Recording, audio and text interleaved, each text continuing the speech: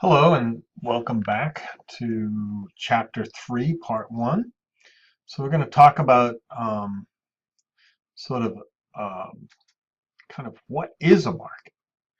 How do we approach all of these different kinds of things we've already been talking about? Um, and we'll break this again into two pieces. And then in addition, this week I'm going to talk to you about how to approach a case study and sort of what you think about case studies. Some of you may have done case studies in the past in other classes. A lot of times, the way I approach case studies and the way other faculty members in this school or other schools that you may have attended might be a little different. So we're going to talk about how to approach a case study because you're going to be doing several of them during the semester, and we want to start off on the right foot. So that'll be a little later. But right now, we're going to continue with the material from the textbook um, and do sort of an overview of chapter 3. So what's a market? Um, this is kind of an interesting question because we always talk about markets, but what is a market? Well, I guess the big definition is it's everybody that might be a potential user or buyer for the product, for any product or service. So that's kind of the big picture. Um, And we can define those markets lots of different ways. We can define them by the type of customer. We can define the market by place, by geography.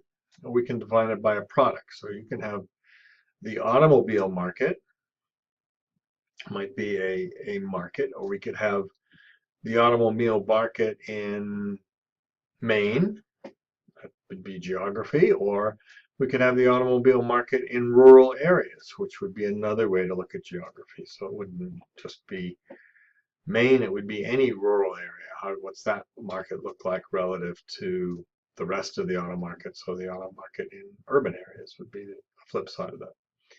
And then we might do it by defining the kind of customer, the auto market for um, young people, let's say people who've just gotten their licenses, or the auto market for people with families, or the auto market for people with disabilities, or the auto market for people with lots of money. So we could define markets in different ways. So you have, and it's important to understand this because when we're talking about marketing, we're talking about how to address a market. We need to know what that market might be. In order to create a marketing plan, decide how to market, we have to analyze the markets.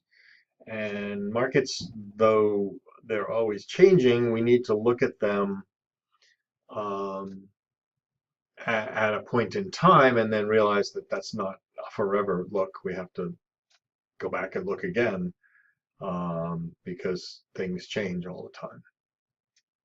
So we're doing market analysis to figure out what customers need or require, what kind of customers or customer behaviors are related to the product that we're selling, and what kind of attitudes the customers that we're selling to have.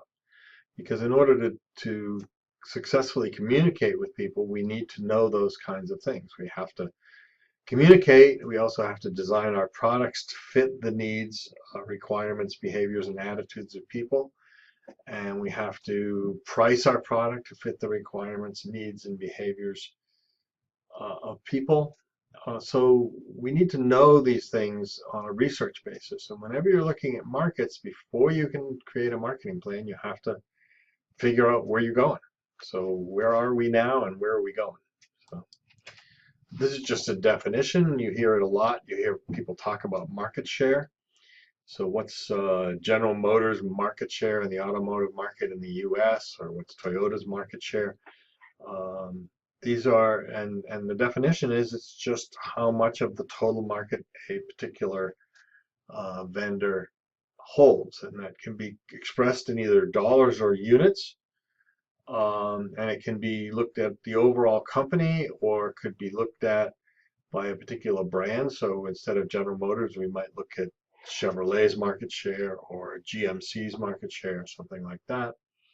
Or it could be by product. So General Motors market share in SUVs, small SUVs, or passenger cars, or all sorts of different ways you can slice up the automobile market. So market share, important concept and good to know the definition. So commit that definition to memory if you can.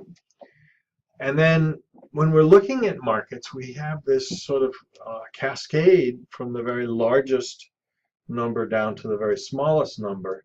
And this is an important thing to understand, because when you're creating a marketing plan and you're doing the basic research to do that, you need to know all of these levels of market definition. So the potential market is all customers who may be interested in a particular offering, and this could be a product or a service. So this is the big market, the macro level market, people who may be interested. The next one down, the available market, is people who are interested, have sufficient income, and can have access to the offering, so that it's offered in a place where they can acquire it. So I might have interest in a restaurant, in eating at a restaurant that I've heard about in Philadelphia, but if I don't ever go to Philadelphia, I don't have access to the offering. So I might be part of the potential market because I'm interested in the restaurant and I've heard about it, and they serve the kind of food I like, but I'm not really in the available market.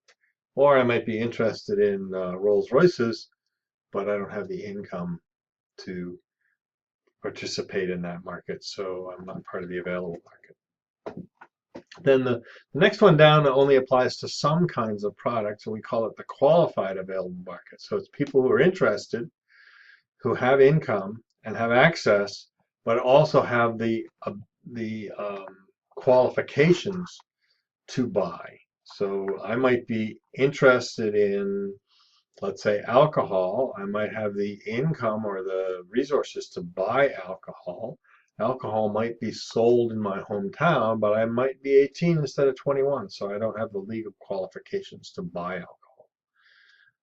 That would be true of cars and all sorts of other products which are age specific, so you have to be a certain age, but there may be other things that might qualify you. You may have to have some kind of a degree or some kind of a certification or a license in order to buy something, and so you have to be qualified to buy.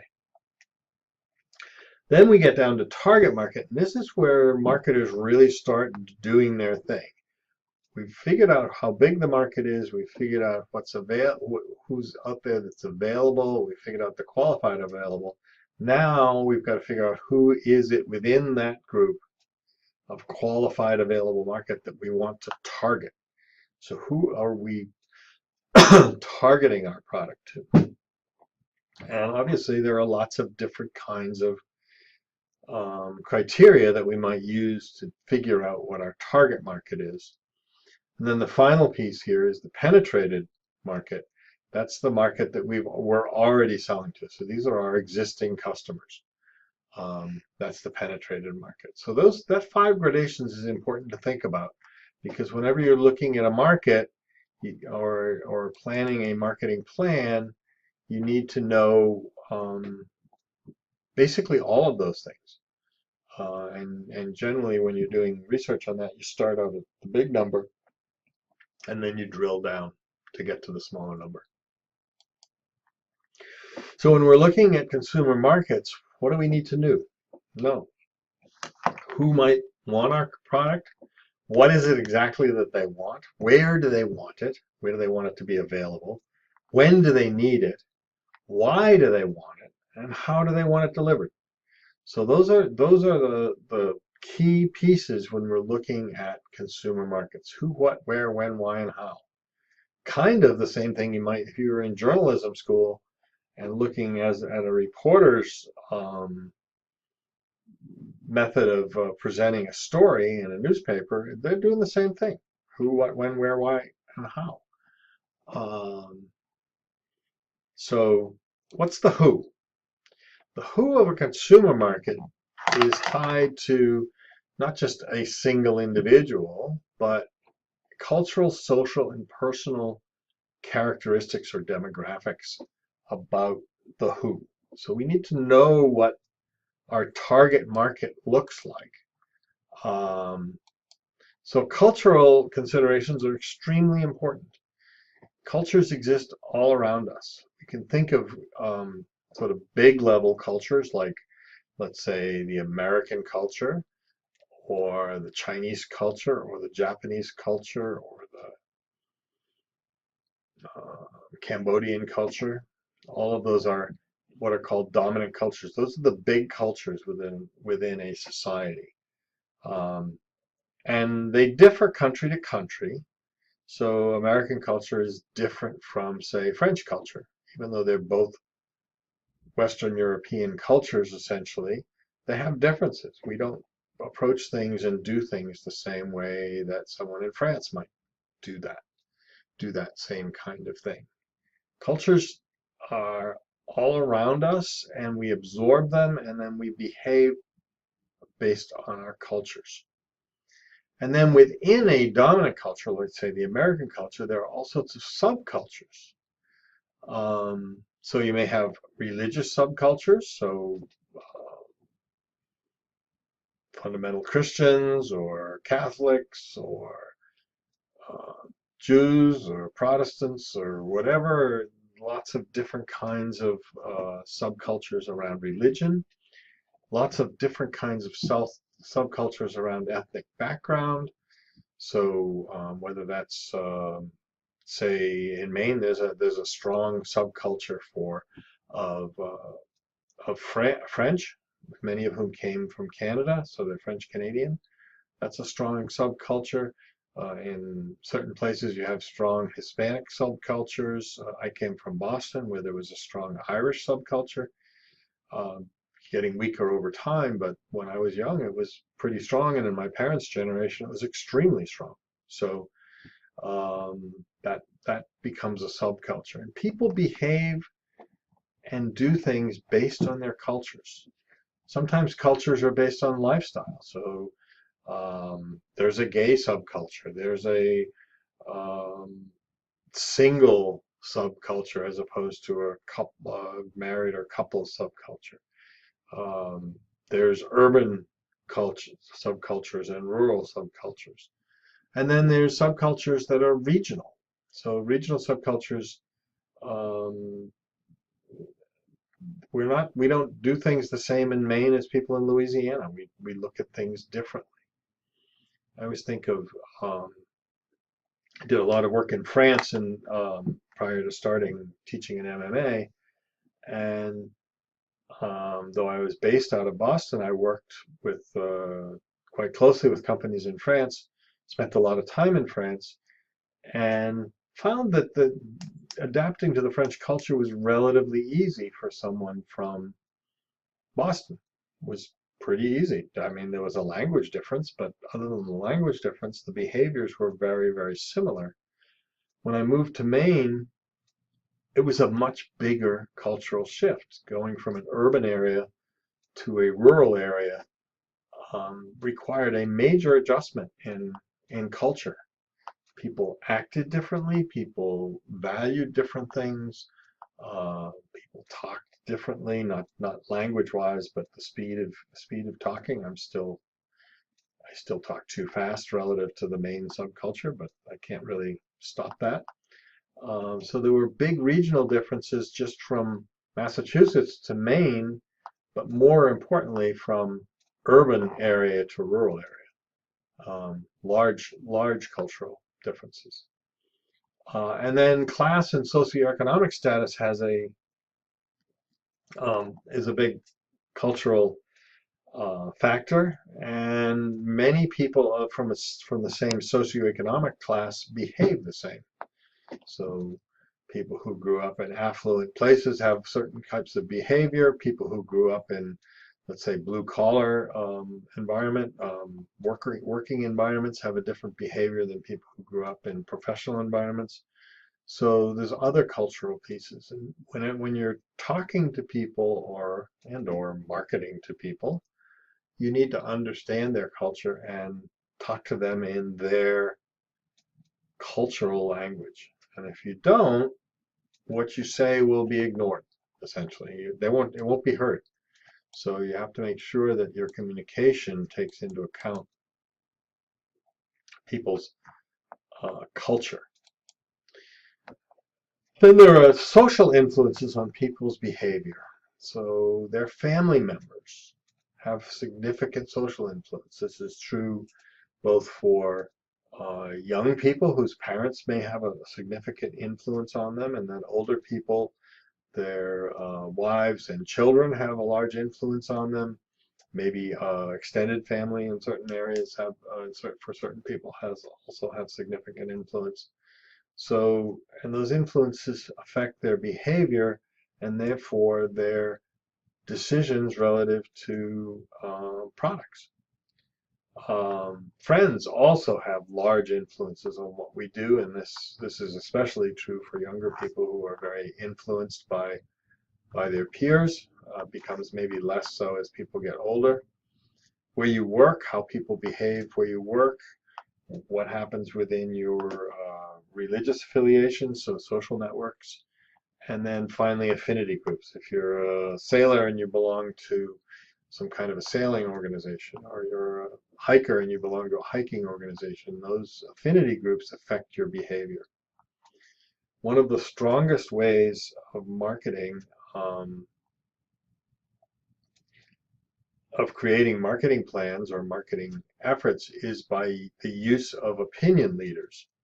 People value certain people in their social circles, and they value their opinions about things. So, for instance, if I'm a rock climber and the best rock climber in my area likes a certain kind of rock climbing shoes, I'm probably influenced by that. This person really is good. They really know what they're doing. So if they're using XYZ climbing shoes, I probably ought to look at those XYZ climbing shoes. They're probably pretty good. If the best player on my soccer team wears Adidas soccer shoes, um, I might look at Adidas soccer shoes. This person plays soccer pretty well. He really knows his or her thing. Then maybe I should be looking at those. So opinion leaders have power, and opinion leaders can be local people like I just described, or they can be celebrities. So Tom Brady wears a certain kind of shoe, then maybe I should wear a certain kind of shoe. That's another kind of an opinion leader. Very, very strong, influential people who have influence because of their accomplishments.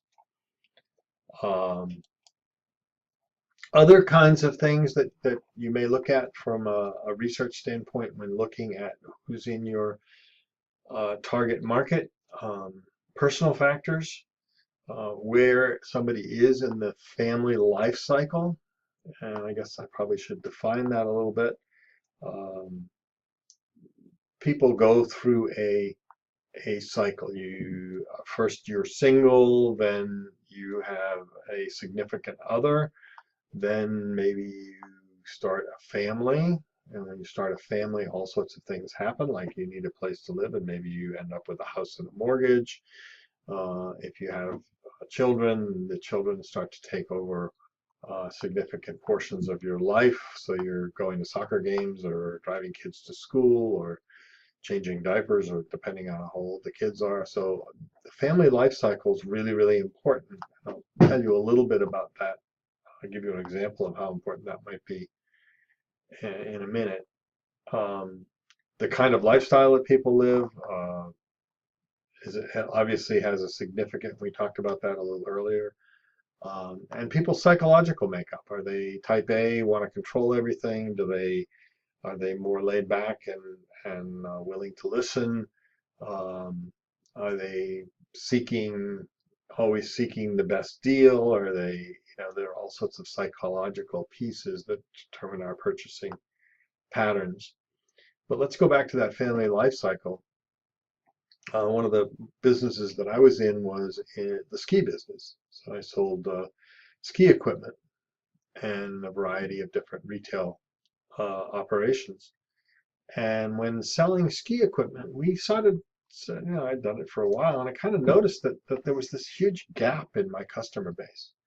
I had people when they were young family, people brought their kids in, and you had kids that parents brought in. So, 8, 10, 12-year-old kids. And then when they got to be teenagers, they were still customers. And then they started buying skis on their own when they were in their 20s. And then all of a sudden they disappeared. And there was this huge gap. We'd have customers up to age somewhere between 25 and 30. And then they wouldn't be there anymore. And then we had 45-year-old customers and up. So we had this huge gap between, say, 25 to 45 or 30 to 45. And we didn't have many customers in that category. And sort of finally figured out that what happened was skiing's a very expensive sport, and it's also a very time-consuming sport.